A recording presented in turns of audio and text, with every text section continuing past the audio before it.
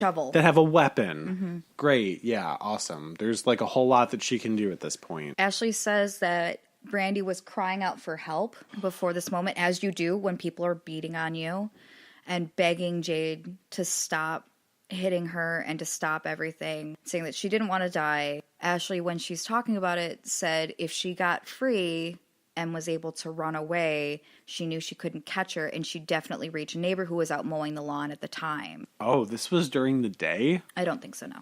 Ash started strangling her with a rope, and when Brandy would struggle or cry out, she would let the rope slack a little bit and let her head hit on the tree stump.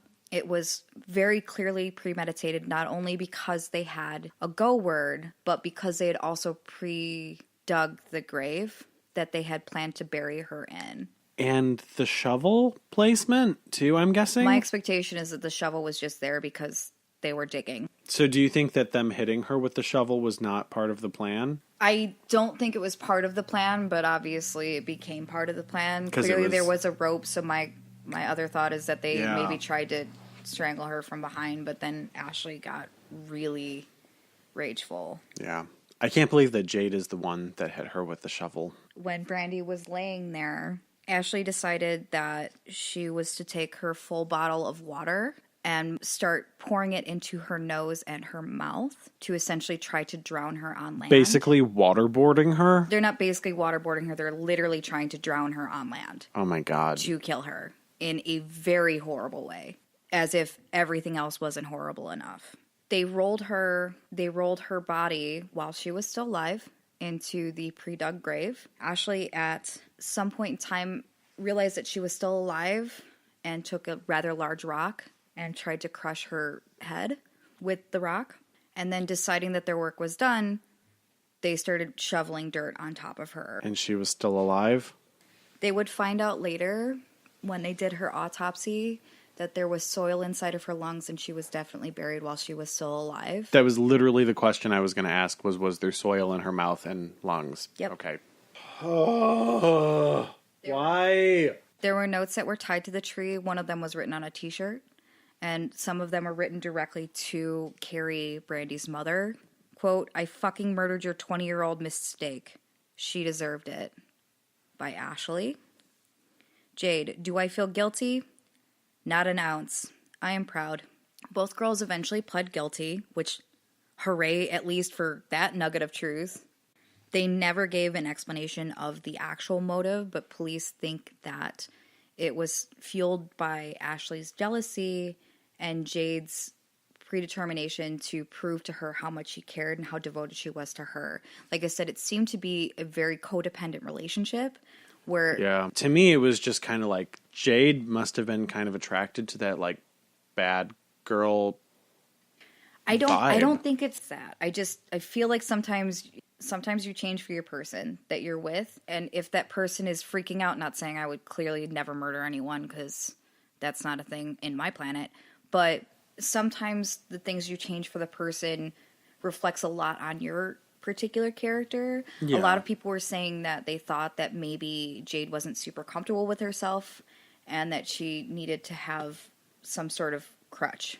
After they had pled guilty, they received life with no parole. Absolutely no chance of parole, no good behavior, no nothing. Ashley would write notes back and forth with Jade in prison, even though obviously they weren't in the same cell or in the same block. One of them got moved to a completely different prison, but would still try to mail letters back and forth via a third person or a third inmate. One of the letters in her journal said, "This won't be my last. It wasn't my first." The people that had worked with Ashley had thought that maybe she was trying to act tough. They don't believe that she'd ever murdered before. And clearly she won't really be able to murder unless it's in jail. I feel like she could have maybe figured that out by now. She was so badass.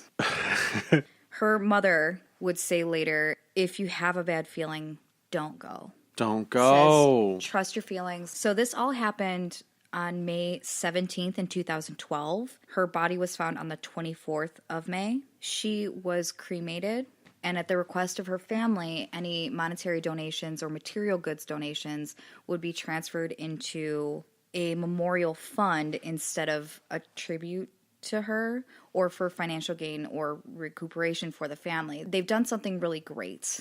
And if you guys are interested in it, it's pretty neat.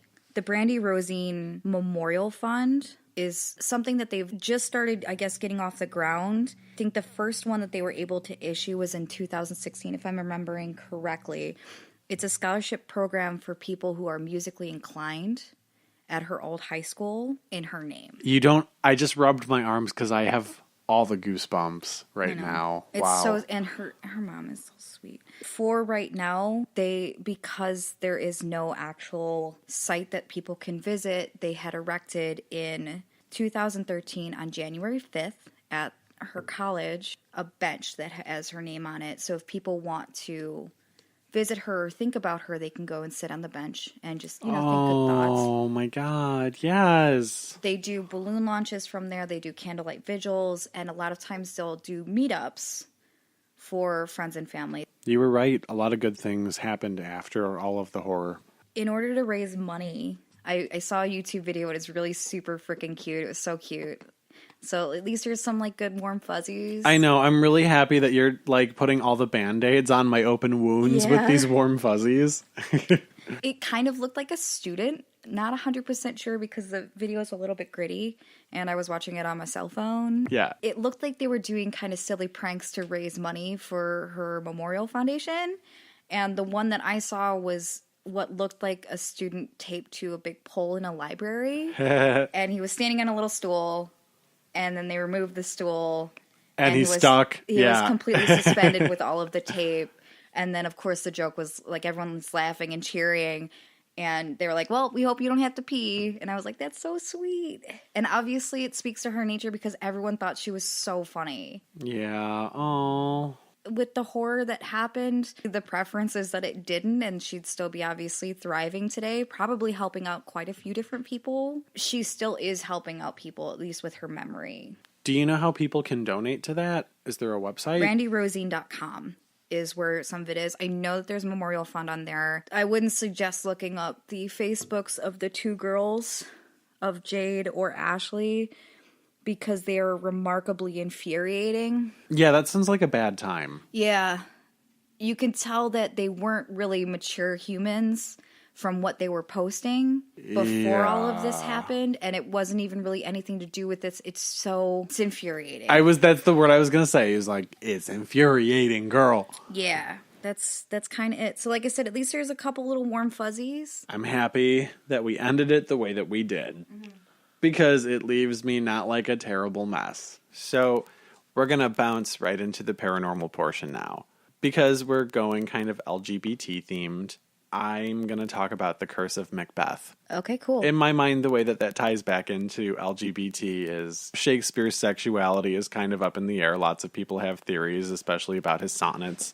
Even though he was married to Anne Hathaway and they had 3 kids together, a lot of people think some of his sonnets were written about younger men. So Shakespeare's Macbeth has long been rumored to bring bad luck to theaters where it's being performed. Yes. This bad reputation has been held for centuries, as the show has quite the history of actors or audience members dying, being injured, or sometimes the theater just completely goes up in literal flames. Right. Simply saying the name Macbeth in a theater is believed to invoke the wrath of the curse, which is why so many thespians have taken to instead calling the production, quote, the Scottish play. Yes. I've also heard that sometimes it's called the Bard's play. Even if they don't believe in the curse, many thespians don't want to risk it or just don't want to completely infuriate their other cast members who are wary of the curse. So they will continue to call it by this name. Absolutely, yeah. To make the curse make a little more sense, we should probably talk about where it comes from and why it's said to be cursed. In 1605, when the play was first performed, people were all about the supernatural, and there were a lot of firmly held superstitious beliefs. And the play tells the tragic tale of a Scottish general who is haunted and then destroyed by his own ambition. It opens with 3 witches delivering a prophecy that suggests he will one day become the King of Scotland. The witches reappear during the play to deliver incantations and spells that are meant to leave the audience feeling unsettled, as the bloody murders, battles, and body count continue to grow. A coven of witches is said to have cursed the Scottish play for eternity in revenge for Shakespeare's inclusion of their spoken spells. Oh. With ingredients such as an adder's forked tongue, the eye of newt, and a frog's toe. Which are so standard in witchcraft now in movies. Yeah. I mean, I don't know. I don't know what was going on in the 1600s, but that, I don't know, maybe that could be a thing. But that's, I guess, where, the curse is said to come from. Right. So King James I, who commissioned the first English version of the Bible in 1604, King James Version. Yes.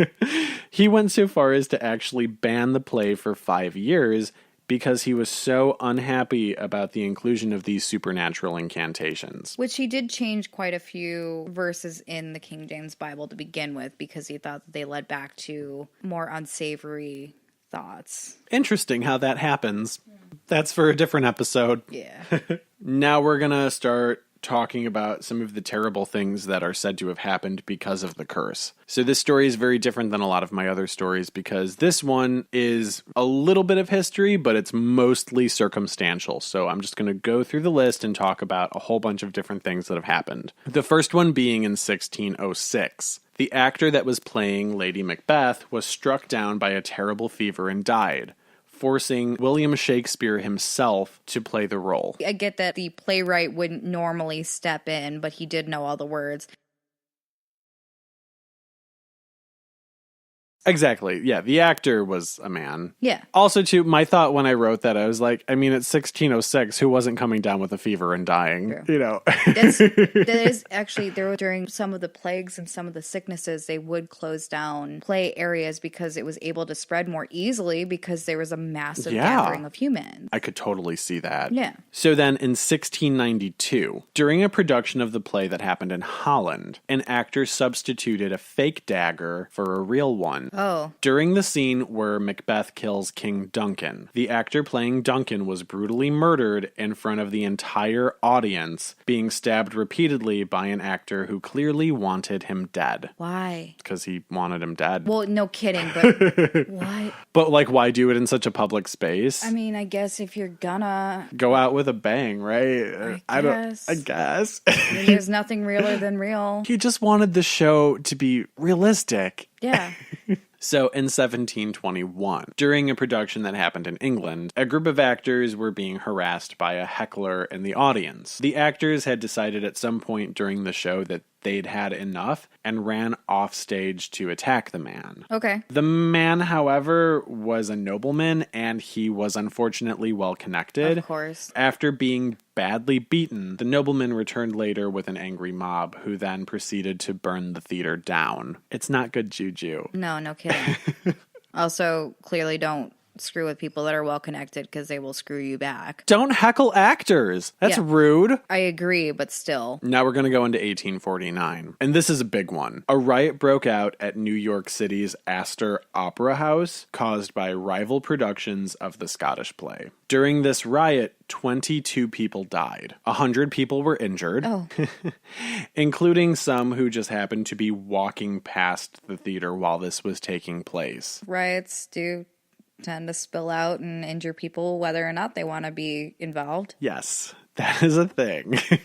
Glass and bottle-armed fans of the American actor Edwin Forrest descended on Astor Place, where English actor William Macready was performing his version of Macbeth. Yep, I remember this. The two sides clashed and Macready fled, never to return to America again. Right, because tensions were real rough and tumble at that particular time, obviously from Englishmen, because English actors thought that they could do the play better. There was another mini riot that happened during that riot, by the way. Really? So you knew about this riot already? I did, because of the dollop. The next instance involves Abraham Lincoln. Okay. Abraham Lincoln chose to take a copy of Macbeth with him on board the River Queen on the Potomac River on the afternoon of April 9th, 1865. President Lincoln was reading passages aloud to a party of friends, passages which happen to include and then follow the scene in which King Duncan is assassinated. Within a week, Lincoln himself would also be assassinated. Oh. In 1882, on the closing night of a production, an actor named J.